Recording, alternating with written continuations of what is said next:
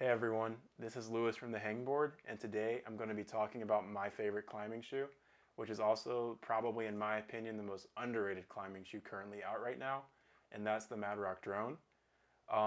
In a world where gym bros come in their beanies and their size 6 solutions and flash everyone's projects, it's nice to know that you don't need size 6 solutions to flash everybody's project. Um, there are shoes out there that are both comfortable and perform very well. And for me, the Madrock drones were perfect. They also come in at $130, so they're really reasonable compared to other high-end bouldering shoes. They're vegan, if that appeals to you. Um, and yeah, without taking any more time away, just stuttering in front of the camera, let's just go ahead and get into the review because I'm tired. All right, guys. So if you're wondering why I switched to an overhead view, I just thought it was an easier way to point out some of the features of the shoe as well as try something new. So let's start off by talking about the fit of the shoe, which is, in my opinion, the most important part. Um, so balancing comfort and performance is a pretty hard thing for shoe companies to do, but I think Madrock did a pretty good job on this model. The drone comes in both high and low volume fits. Uh, Madrock advertises this shoe in particular as more of a boxy fit, which I partially agree with.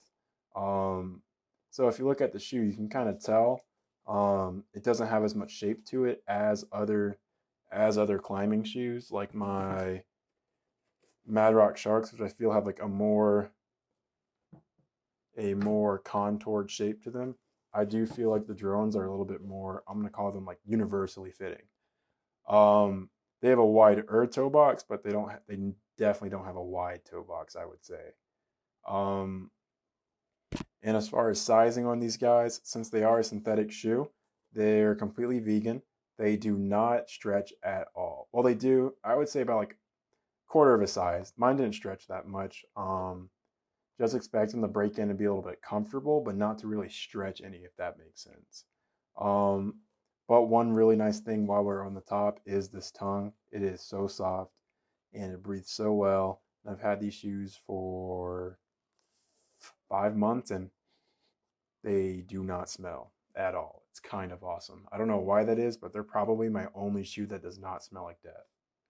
Um, so when looking into the construction of the shoe, you can kind of tell the shoe's built or the shoe's built to be a little bit stiffer.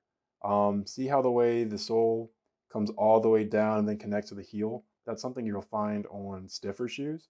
So, like for example, my Scarpa Instinct, which honestly isn't the best example because it is a stiff shoe that has a split sole, but typically these split sole shoes allow you like a greater degree of flexibility than this guy, which, as you can see, doesn't bend as far. Um, that's an okay trade-off with me. I'm technically a heavier climber at 190 pounds, so honestly, it kind of balances out for me to where I can put a lot of power into the shoe, and it kind of just doesn't flop around, if that makes sense, on smaller edges. And while we're talking about edges, one of the things I noticed about this shoe is if you look at the tongue of it, I mean, not the tongue, the tip of the toe, it's a little bit more rounded than most. When I was putting my toe in like really small pockets with little tiny edges on them, I found it a little hard to actually get the tip of my foot on there. Instead, I was hitting like this part of my shoe. But I think that's just part of me and my foot size. I don't know. I got big toes, I guess, and I'm a bad climber, also, I guess. Um, if we're gonna move over to other complaints, I would say the only other one I have really is its smearing capabilities. It's not bad at all, but compared to like my Sharks or my Haywires or my 510 Gambits, which I had before, they don't smear nearly as well. This shoe doesn't smear nearly as well, which is okay with me. I'm still able to get like this part of my foot on the wall and push off if I need to. So I don't really care that much. But for like really friction heavy climbs or like friction dependent climbs, I find myself switching to like my Haywires, which are another Madrock shoe, or even like my Madrock Sharks, which are brand new, but I love these guys too. Let's see. Another really good thing to talk about, honestly, is the toe patch up here, which I'm a really big fan of. I came from the Instincts, as you know. I talk about it a lot. Well, all my friends know I like these shoes. But on the top of the toe patch, I didn't really know I was missing out. I thought the Instincts had a great toe patch, but I was wrong. Um, they have a pretty okay one, but this one's perfect. It goes all the way up your foot. I would say it's about like 50% bigger than like the toe patch on the Instincts. It's also stickier, softer, and more sensitive, and also more comfortable. I feel like the way the shoe is lined is just overall a little bit more comfortable than my Instincts.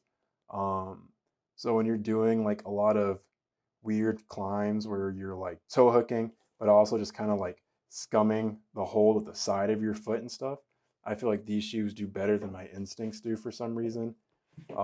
It may just be the difference in rubber compounds that Madrock used versus the shoes or the rubber compound that Scarpa decided to go to on this model of shoe.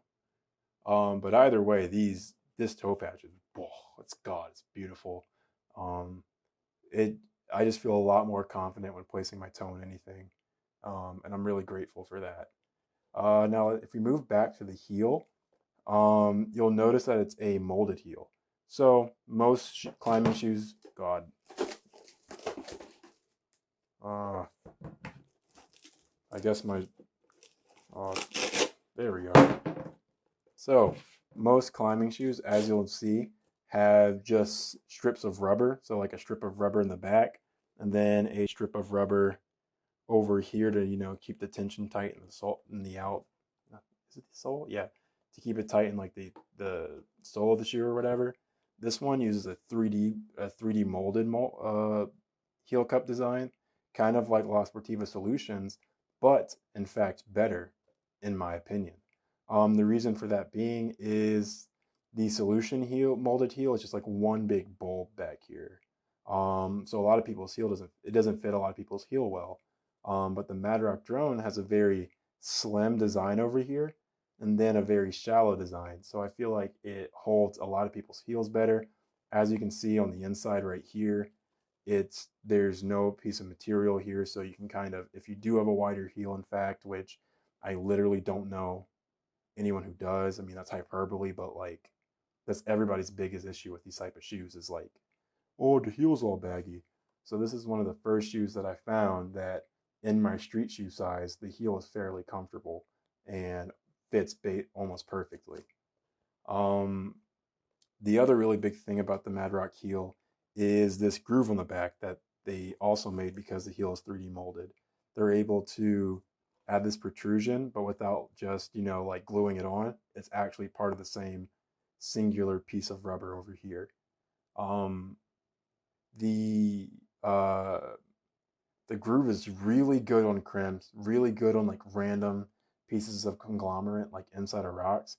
So like if you go to Stoneford or anything, you'll know like sometimes there's a little piece of conglomerate, and you can really, I think, is conglomerate the right word? I think it is.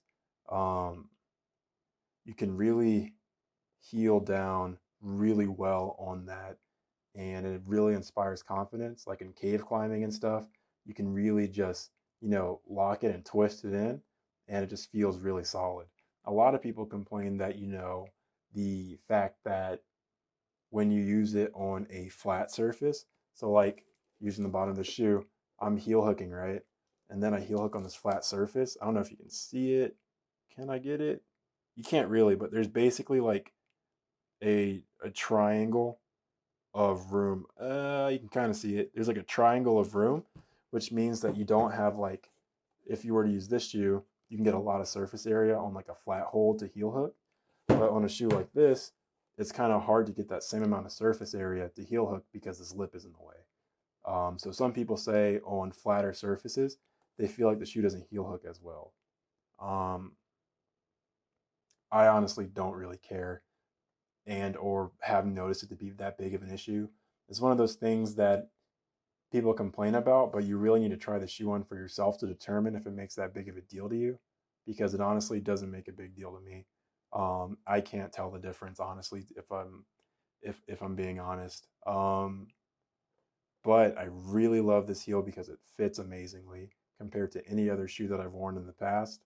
Like most people on the internet, you'll go on Reddit, YouTube comments, every climbing company manufacturer's website, social media. Everybody's just like, hey, finding shoes that fit me in the heel, fit me in the heel, fit me in the heel, blah blah blah blah blah blah blah blah blah blah.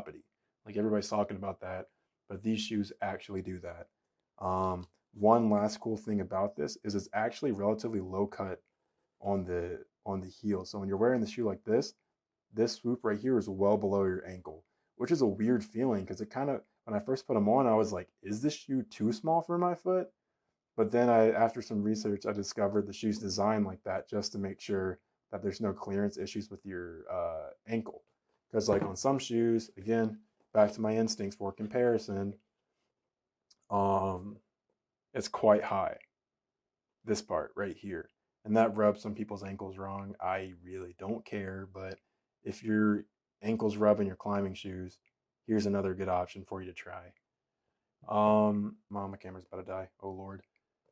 So when pairing the way the heel fits and the performance of just like heel hooking and everything like that with the toe box that's pretty comfortable in my opinion, and also the sick piece of toe rubber, I feel like the drones have become a really good option, or like just another option I'd like to recommend to you guys.